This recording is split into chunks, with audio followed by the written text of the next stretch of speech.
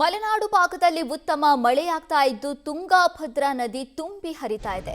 ಪಶ್ಚಿಮ ಘಟ್ಟದಲ್ಲಿ ಹುಟ್ಟುವಂತ ತುಂಗಾ ಮತ್ತು ಭದ್ರಾ ನದಿಗಳು ಕೂಡ್ಲಿಯಲ್ಲಿ ಸಂಗಮವಾಗುತ್ತೆ.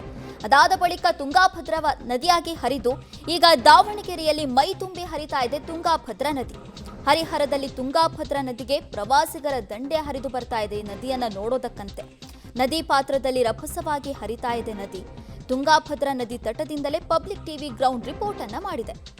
ಎಷ್ಟು ಪ್ರಮಾಣದಲ್ಲಿ ನದಿ ಹರಿತಾ ಇದೆ, ನದಿಯ ನೀರಿನ ಮಟ್ಟ ಯಾವ ರೀತಿಯಾಗಿದೆ, ಪ್ರವಾಸಿಗರ ದಂಡು ಹೇಗೆ ಬರ್ತಾ ಇದೆ ಅನ್ನೋದನ್ನ ಪಬ್ಲಿಕ್ ಟಿವಿ ಗ್ರೌಂಡ್ ರಿಪೋರ್ಟ್ ಅನ್ನು ನಡೆಸಿದೆ. ಮಲೆನಾಡು ಭಾಗದಲ್ಲಿ ಜೋರಾಗಿ ಮಳೆ ಸುರಿದರೆ ಈ ಕಡೆ ತುಂಗಾ ನದಿ ಕೂಡ ತುಂಬಿ ಹರಿಯುತ್ತೆ, ಆ ಕಡೆ ಭದ್ರಾ ನದಿ ಕೂಡ ತುಂಬಿ ಹರಿದಾಗ ತುಂಗಾ ಭದ್ರಾ ನದಿಗೆ ಜೀವ ಕಳೆ ಬರುತ್ತೆ. ಮಲೆನಾಡು ಭಾಗದಲ್ಲಿ ನಿರಂತರವಾಗಿ ಮಳೆ ಆಗ್ತಿರುವಂಥ ಹಿನ್ನೆಲೆಯಲ್ಲಿ ತುಂಗಾ ಭದ್ರಾ ನದಿ ಮೈದುಂಬಿ ಹರಿತಾ ಇರುವಂಥದ್ದು ನಾವು ದೃಶ್ಯ ನೋಡೋದಾಗಿದೆ. ದಾವಣಗೆರೆ ಜಿಲ್ಲೆಯ ಹರಿಹರ ಹೊನ್ನಳ್ಳಿ ಈ ಮೂಲಕ ಹರಿತಾ ಇರುವಂತಹ ತುಂಗಾ ಭದ್ರಾ ನದಿ ಮೈದುಂಬಿ ಹರಿತಾ ಇರುವಂಥದ್ದು. ಇದರಿಂದಾಗಿ ರೈತರಿಗೆ ಸಾಕಷ್ಟು ಒಂದು ಸಂತಸವು ಕೂಡ ಮನೆ ಮಾಡಿರುವಂಥದ್ದು. ಯಾಕಂದರೆ ದಾವಣಗೆರೆ ಭಾಗದಲ್ಲಿ ಬರದ ಛಾಯೆ ಆವರಿಸಿದೆ.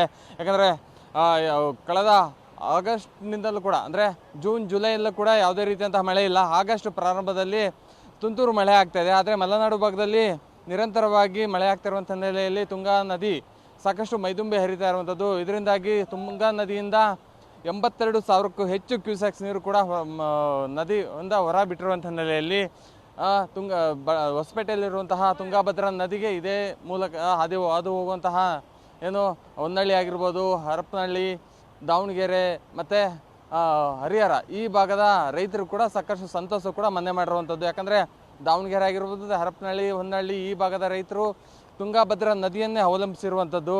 ಇದರಿಂದಾಗಿ ಯಾವುದೇ ರೀತಿಯಂತಹ ಕೃಷಿಗೆ ತೊಂದರೆ ಆಗಲ್ಲ. ಯಾಕಂದರೆ ಈಗಾಗಲೇ 57 ಕೆರೆ ತುಂಬಿಸುವ ಯೋಜನೆ ಆಗಿರ್ಬೋದು ಮತ್ತು ಸಾಸಿವೆಹಳ್ಳಿ ನೀರಾವರಿ ಯೋಜನೆ ಆಗಿರ್ಬೋದು, ಎಲ್ಲವೂ ಕೂಡ ಈ ತುಂಗಾ ಭದ್ರಾ ನದಿಯ ಮೂಲಕನೇ ಲಿಫ್ಟ್ ಇರಿಗೇಷನ್ ಮೂಲಕ ಕೆರೆಗಳಿಗೆ ನೀರು ತುಂಬಿಸುವಂತಹ ಯೋಜನೆ ಕೂಡ ಈಗಾಗಲೇ ಸರ್ಕಾರ ಕೂಡ ಹಮ್ಮಿಕೊಂಡಿದೆ. ಇದರಿಂದಾಗಿ ರೈತರು ಕೂಡ ಆ ಭಾಗದ ರೈತರು ಕೂಡ ಸಾಕಷ್ಟು ಸಂತಸವನ್ನು ಕೂಡ ವ್ಯಕ್ತಪಡಿಸ್ತಾ ಇರುವಂಥದ್ದು.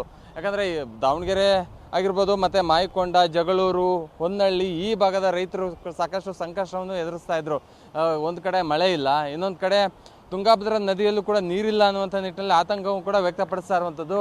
ಇದರಿಂದಾಗಿ ರೈತರು ಕೂಡ ಒಂದು ಕಡೆ ಸಂತಸ ಕೂಡ ಮನೆ ಮಾಡಿದೆ, ಇನ್ನೊಂದು ಕಡೆ ಜನರು ಕೂಡ ಎಂಜಾಯ್ ಮಾಡುವಂತಹ ಕೆಲಸವನ್ನು ಕೂಡ ಮಾಡ್ತಾ ಇದ್ದಾರೆ. ಯಾಕಂತ ಹೇಳಿದ್ರೆ ಈಗಾಗಲೇ ನದಿ ಪಾತ್ರದಲ್ಲಿ ಸಂಪೂರ್ಣ ಬರಿದಾಗಿದ್ದಂತಹ ನದಿಯಲ್ಲಿ ಈಗ ತುಂಗಾ ಭದ್ರಾ ನದಿ ಸಂಪೂರ್ಣವಾಗಿ ಮೈದುಂಬಿ ಹರಿತಾ ಇರುವಂಥ ಹಿನ್ನೆಲೆಯಲ್ಲಿ ಜನರು ಕೂಡ ಅವರ ಫ್ಯಾಮಿಲಿ ಜೊತೆ ಬಂದು ಎಂಜಾಯ್ ಮಾಡುವಂತಹ ಕೆಲಸವನ್ನು ಕೂಡ ಇನ್ನೊಂದು ಕಡೆ ಮಾಡ್ತಾ ಇದ್ದಾರೆ. ಒಂದು ಕಡೆ ರಭಸವಾಗಿ ಅಂದರೆ 82,000ಕ್ಕೂ ಹೆಚ್ಚು ಕ್ಯೂಸೆಕ್ಸ್ ನೀರು ನದಿಯಲ್ಲಿ ಬಿಟ್ಟಿರುವಂಥ ಹಿನ್ನೆಲೆಯಲ್ಲಿ ಯಾವುದಾದ್ರೂ ಸೆಳುಗೆ ಸಿಕ್ಕೊಂಡು ಜನರು ಏನಾದರೂ ಅನಾಹುತ ಆಗ್ಬೋದು ನಿಟ್ಟಿನಲ್ಲಿ ಈಗಾಗಲೇ ಜಿಲ್ಲಾಡಳಿತ ಕೂಡ ಮುನ್ನೆಚ್ಚರಿಕೆಯನ್ನು ಕೂಡ ವಹಿಸಿರುವಂಥದ್ದು.